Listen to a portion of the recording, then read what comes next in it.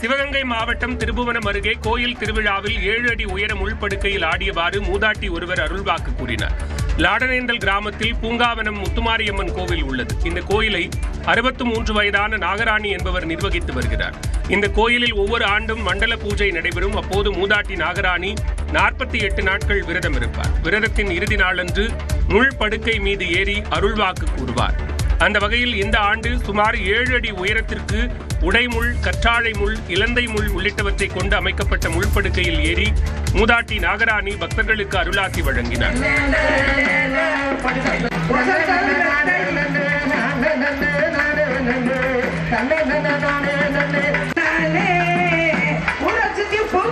கும்மி அடித்து பக்தி பாடல்கள் பாடி கிராம மக்கள் தங்களது பக்தியை வெளிப்படுத்தினர்.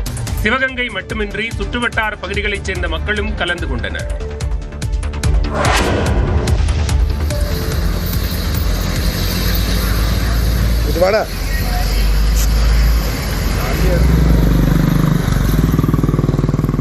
திண்டுக்கல் அருகே பெட்ரோல் பங்கில் எரிபொருள் நிரப்பிவிட்டு வெளியே சென்ற கார் திடீரென தீப்பிடித்து எரிந்ததால் பரபரப்பு நிலவியது.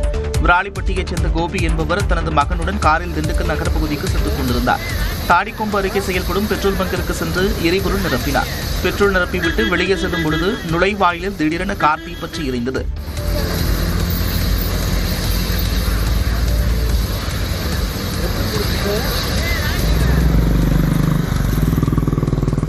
உடனடியாக காரில் இருந்த இருவரும் கீழே இறங்கி தீயை அணைக்க முயன்றனர். ஆனால் தீ மளமளவென எரிந்தது. பெட்ரோல் பங்கிற்கு பரவுவதற்கு முன்பு தீ கட்டுக்குள் கொண்டு வரப்பட்டது. இதேபோன்று கிருஷ்ணகிரி மாவட்டம் போச்சம்பள்ளியில் பேருந்து விபத்தில் சிக்கி தீப்பிடித்து எரிந்ததால் பரபரப்பு ஏற்பட்டது. போச்சம்பள்ளி சிப்காட்டில் இயங்கி வரும் தனியார் காலனி நிறுவன பேருந்து தொழிலாளர்களை ஏற்றிக்கொண்டு பயணித்த நிலையில் எதிரே வந்த பைக் மீது மோதியதில் பேருந்து தீப்பிடித்தது.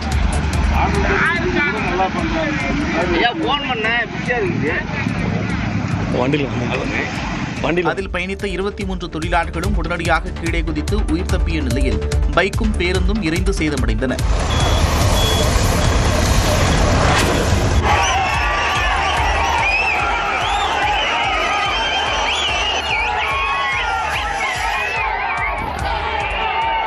சங்கராந்தி பண்டிகையை முன்னிட்டு திருப்பதி அருகே நடைபெற்ற எருதுவிடும் விழாவில் 3 பேர் காயமடைந்தனர். தமிழ்நாட்டில் ஜல்லிக்கட்டு நடைபெறுவதைப் போல ஆந்திராவில் சித்தூர், திருப்பதி, நெல்லூர் ஆகிய மாவட்டங்களில் எருதுவிடும் விழா நடைபெறுவது வழக்கம். இந்நிலையில் சங்கராந்தியை முன்னிட்டு திருப்பதி மாவட்டம் கொத்தசேனம்பட்லா கிராமத்தில் எருதுவிடும் விழா நடைபெற்றது.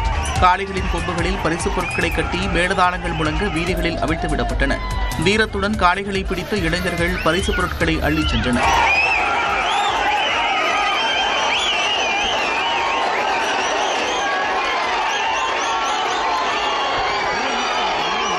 எருதுவிடும் விழாவில் காயமடைந்த 3 பேர் மருத்துவமனைக்கு அனுப்பி வைக்கப்பட்டனர்.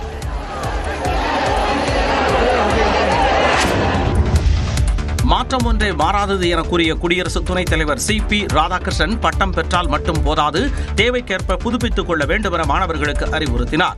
குடியரசு துணைத் தலைவராக பதவியேற்ற பின்னர் பல்வேறு நிகழ்ச்சிகளில் பங்கேற்பதற்காக CP ராதாகிருஷ்ணன் முதல் முறையாக சென்னை வந்தார். விமான நிலையத்தில் துணை முதலமைச்சர் உதயநிதி, அமைச்சர் மா சுப்பிரமணியன், தலைமைச் செயலாளர் உள்ளிட்டோர் அவரை வரவேற்றனர். முன்னதாக காவல்துறையினரின் அணிவகுப்பு மரியாதையையும் ஏற்றார். இதையடுத்து சென்னை மாநகரத்தில் உள்ள டாக்டர் எம்ஜிஆர் கல்வி மற்றும் ஆராய்ச்சி பல்கலைக்கழகத்தின் 34வது பட்டமளிப்பு விழாவில் பங்கேற்ற குடியரசு துணைத் தலைவர் CP ராதாகிருஷ்ணன் மாணவர்களுக்கு பட்டங்களை வழங்கி சிறப்புரையாற்றினார். நீங்கள் ஏதோ பல்கலைக்கழகத்தில் படித்து முடித்து விட்டோம் என்று உங்களுடைய கல்வி தேடுதலை நிறுத்திவிடக்கூடாது. புத்தம்புது பட்டதாரியாக தினந்தோறும் உங்களை நீங்கள் புதுப்பித்துக் கொள்ள வேண்டும். தொடர்ந்து பேசிய அமைச்சர் மா சுப்பிரமணியன் மருத்துவத்துறையில் தமிழ்நாடு அரசின் சாதனைகளை பட்டியலிட்டார்.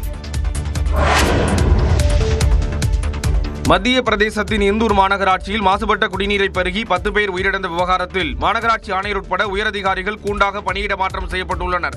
இந்தூர் மாநகராட்சிக்குட்பட்ட வாகிரத்புரா பகுதியில் மாநகராட்சி நிர்வாகத்தால் குடிநீர் குழாய்கள் மூலம் வழங்கப்படும் நீரை பருகி 1400க்கும் மேற்பட்டோர் பாதிக்கப்பட்டனர். குடிநீரில் கழிவுநீர் கலந்ததால் பலருக்கு மாந்தி, வயிற்றுப்போக்கு ஆகியவை ஏற்பட்டு மருத்துவமனையில் சேர்க்கப்பட்ட நிலையில் 10 பேர் உயிரிழந்தனர். இந்த நிலையில் மாநகராட்சி நிர்வாகத்தில் இருந்த உயரதிகாரிகள் மீது கடுமையான ஒழுங்கு நடவடிக்கை எடுக்கப்பட்டுள்ளதாக மத்திய பிரதேச முதல்வர் மோகன் யாதவ் தெரிவித்துள்ளார். இது தொடர்பாக தனது தனது எக்ஸ் பக்கத்தில் பதிவிட்டுள்ள அவர், இந்தூர் மாநகராட்சியின் கூடுதல் ஆணையர் ரோஹித் சிசோனியா, தலைமை பொறியாளர் சஞ்சீவ் ஸ்ரீவத்சவா ஆகியோர் பணியிட மாற்றம் செய்யப்பட்டுள்ளதாக குறிப்பிட்டுள்ளார். மாநகராட்சி ஆணையர் திலீப் குமார் யாதவ் மீது ஒழுங்கு நடவடிக்கை எடுக்கவும் அறிவுறுத்தப்பட்டுள்ளதாக அவர் தெரிவித்துள்ளார். வெறும் 21 வயதில் 2.5 கோடி ரூபாய் ஊதியத்திற்கான வேலையை பெற்று ஐஐடி மாணவர் அசத்தியிருக்கிறார். ஐஐடி ஹைதராபாத்தில் இறுதியாண்டு கணினி அறிவியல் பொறியியல் படிக்கும் 21 வயதான எட்வர்ட் நாதன் வர்கீஸ் வெளிநாட்டு நிறுவனத்தில் 2.5 கோடி ரூபாய் ஆண்டு வருமான தொகுப்பை பெற்று சாதனை படைத்துள்ளார். ஹைதராபாத்தில் பிறந்து வளர்ந்த எட்வர்ட் 2022ஆம் ஆண்டு JEE மெயின்ஸ் மற்றும் அட்வான்ஸில் அதிக மதிப்பெண்ணுடன் தேர்ச்சி பெற்றார். 2025ஆம் ஆண்டு பொது சேர்க்கை தேர்வில் 99.96% மதிப்பெண் பெற்று தேசிய அளவில் 120வது இடத்தை பிடித்தார். இந்நிலையில் நெதர்லாந்தைச் சேர்ந்த சர்வதேச ட்ரேடிங் நிறுவனமான ஆப்டிவர் ஐஐடி ஹைதராபாத்தில் இருந்து 2 மாத கோடைகால பயிற்சிக்கு 2 தேர்வு செய்தது. அதில் ஒருவரான எட்வர்டுக்கு 2 வாரங்கள் பயிற்சி அளிக்கப்பட்டு 6 வார பணித்திட்டத்தில் சேர்க்கப்பட்டார். இந்த காலகட்டத்தில் எட்வர்ட் தனது திறனை வெளிப்படுத்தியதால் அவருக்கு அந்த நிறுவனத்தில் வேலை உறுதி செய்யப்பட்டது. பிளேஸ்மெண்டில் ஆண்டுக்கு 2.5 கோடி ரூபாய் சம்பளத்தில் முழு நேர வேலை வழங்கப்பட்டது. வருகின்ற ஜூலை மாதத்தில் நெதர்லாந்தில் உள்ள இந்நிறுவனத்தில் மென்பொருள் பொறியாளர் பணியில் சேர உள்ளார்.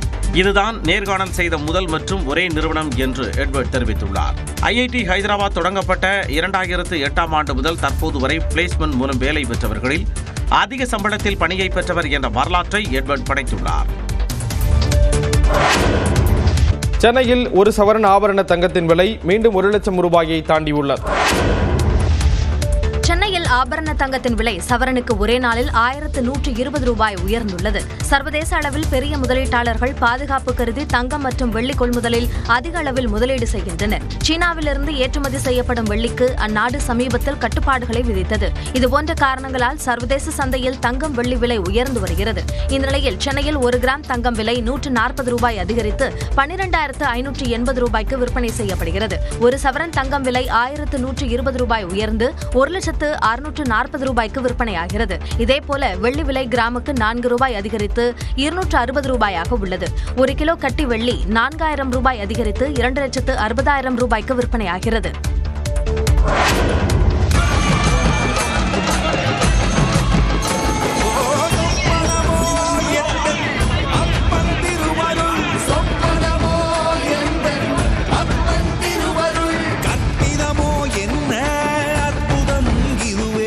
ராமநாதபுரம் மாவட்டத்தில் உள்ள பிரசித்தி பெற்ற உத்தரகோசமங்கை உடனுரை மங்களநாத சுவாமி ஆலயத்தில் சந்தனக்காப்பு கலைக்கப்பட்டு பச்சை மரகத மேனியாய் பக்தர்களுக்கு நடராஜர் அருள்பாலித்த காட்சிதான் இது.